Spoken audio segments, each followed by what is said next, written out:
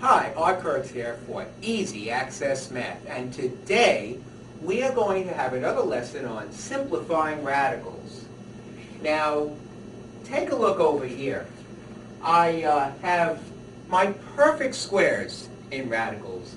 The square root, the radical 4, square root of 4 is 2. Square root of 9 is 3. Square root of 121, 11. They're perfect squares. Please review your list of perfect squares because they're going to help you big time on these algebra tests. Square root of 169, exactly 13. 196, 14.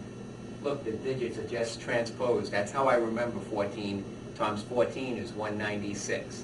And you can make your own list. It's always the number times itself. Gives you the perfect square number, and when you radicalize it, when you put the radical on it, it's the root. It's back to the original.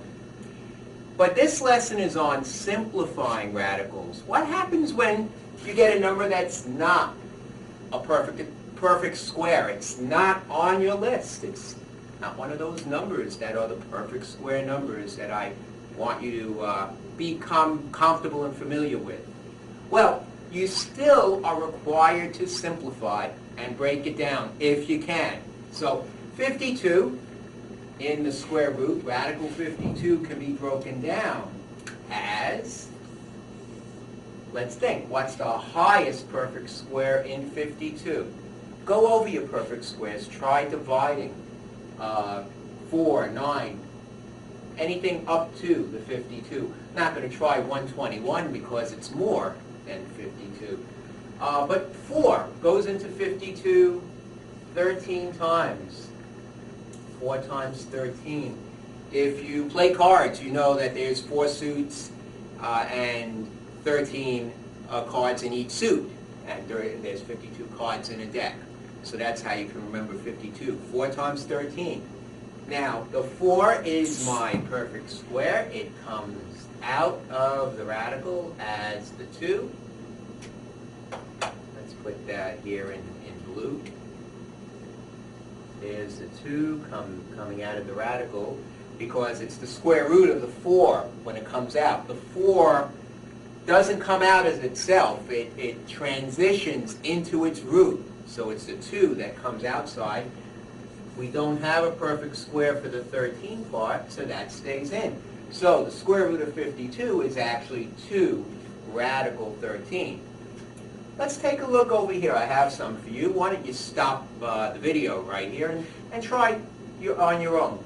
Radical 12, radical 50, radical 98, radical 147, radical 300, radical 74.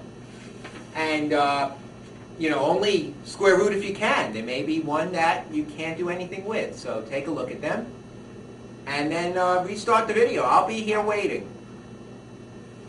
All right, let's do the answers. The square root of 12. Well, let's see. I have a 4 in there. So it's 4 times 3. As we did before, the 4 comes out as 2, giving me 2 radical 3.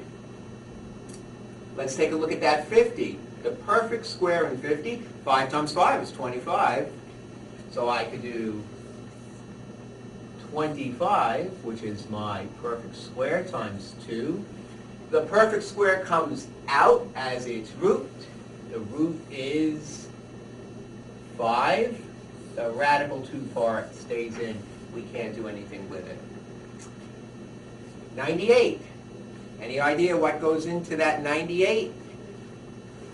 49 is a perfect square. It's 7 times 7. 49 times 2 is 98. The 49 comes out as its root. 7, and the radical 2 part stays in. 147, well, if you try 49 again, you'll see 147 divided by 49 is 3. So it's 49 times 3, which gives me 7 radical 3. The 49 comes out as its root. 300, perfect square, 100 goes into that. 100 is 10 times 10, so 100 times 3. The 100 comes out as its root, which is 10. And the radical 3 part, the part of the breakdown that's not a perfect square, stays in the radical. And my last one, 74. See, I'm putting the cover on the pen. Nothing I can do with 74. 74 is 37 times 2, but neither of those are perfect squares. So the square root of 74 just stays as the square root of 74. I can't simplify it. I can't break it down. It stays as is in the radical. And that's how you simplify radicals.